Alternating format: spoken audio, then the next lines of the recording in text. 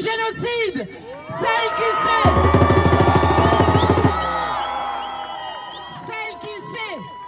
que la moitié de la population à Gaza est des enfants. Et que lorsque nous parlons des enfants assassinés à Gaza, nous parlons d'enfants dont la moyenne d'âge est de 5 ans. Oui, ici se trouve une autre voix de la France qui refuse de rester inactif devant les images insoutenables de Palestiniens transformés en squelettes par la famine utilisée comme arme de guerre et même des distributions alimentaires qui deviennent maintenant des pièges mortels. Oui, à côté des peuples du monde, aux côtés des dockers de Fosse Marseille qui la semaine dernière ont empêché des hommes d'être livrés à Israël, aux côtés de la jeunesse du monde et des étudiants qui partout manifestent parce qu'ils refusent qu'on leur apprenne théoriquement le droit international et de voir ensuite les gouvernants qui ne font rien pour empêcher le premier génocide filmé en direct de l'histoire de l'humanité. Oui, gloire à celles et ceux qui se mobilisent et gloire à Rima Hassan, à Greta Thunberg et aux 2 héros de la flottille. Alors, aujourd'hui, nous avons posé une question au gouvernement. Parce que peut-être avez-vous vu que non seulement nous avons un gouvernement qui n'a pas eu un mot pour condamner une arrestation pourtant illégale, puisque, et ça a été rappelé par 10 experts de l'ONU, non seulement les Palestiniens ont le droit de recevoir de l'aide humanitaire par la mer, mais ensuite, les Israéliens n'ont pas le droit d'arrêter un bateau dans des eaux internationales. Et je vais vous dire que tous ceux qui disent que ce seraient les eaux israéliennes sont des menteurs. Car je rappelle que Gaza est occupé illégalement et que donc Israël n'a aucun droit sur ces eaux.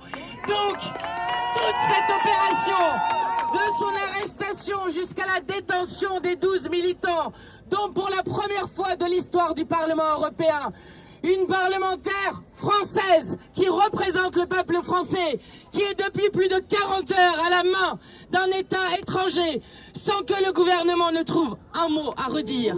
Si, le seul mot qu'il a trouvé à dire, c'est pour dénoncer les 45 000 mails envoyés par les citoyens et citoyennes françaises qui refusent absolument que le gouvernement laisse ainsi des héros de la condition humaine être ainsi emprisonnés alors qu'ils n'étaient sans armes et qu'ils faisaient juste en sorte de briser le blocus de Gaza. Alors, oui, ici se trouve l'autre voix de la France, celle qui ne croit pas à la propagande israélienne. Depuis une distribution de sandwichs et d'eau pour faire croire qu'ils s'occupaient bien des prisonniers, alors que nous savons depuis que pendant les 16 heures de navigation derrière, ils n'ont eu ni à boire ni à manger.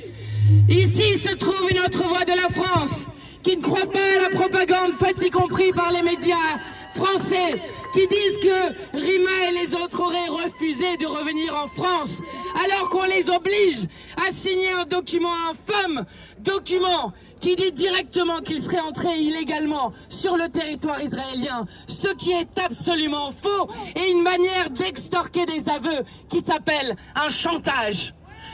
Alors, dans le moment que nous vivons, la mobilisation est la clé pour la protection de Rima et des 8 autres personnes qui se trouvent toujours emprisonnées aux mains de Netanyahou. Nous savons que Netanyahou est capable du pire, mais je vais vous dire, face à tous ceux qui répètent comme des répondeurs automatiques que ce qui s'est passé dans cette traversée serait une croisière qui s'amuserait, serait la fin du spectacle comme ils ont osé dire. Eh bien nous sommes ici pour dire qu'en une traversée, qu'en 24 heures, 12 militants déterminés pour le droit du peuple palestinien à vivre dignement et librement ont fait plus en une traversée que tous les gouvernements européens, Macron compris, en 20 mois.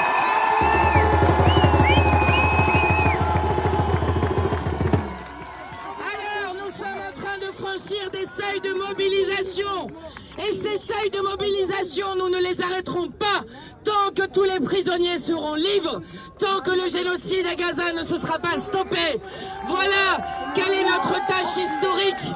Et nous pourrons dire que nous n'avons pas à rougir devant l'histoire, d'avoir mis toutes nos forces à chacun de nos niveaux pour faire en sorte que cessent ces crimes contre l'humanité et ces crimes de guerre. Je termine par des mots qui, je l'espère, résonneront jusqu'à Rima et les militants de la flottille, en ce moment détenus toujours par l'armée de Netanyahou. Ces mots sont ceux d'un poète turc qui s'est exilé de son propre pays et qui a été très longtemps en prison pour les idées politiques et la poésie qu'il créait. Cet homme, c'est Nazim Hikmet. Et Nazim Hikmet, alors qu'il était en prison depuis des années, a écrit une lettre à sa femme. Et dans cette lettre, il disait « Mon amour, la question n'est pas d'être captif, la question est de ne pas se rendre. Nous sommes ici pour dire que nous ne nous rendrons jamais. »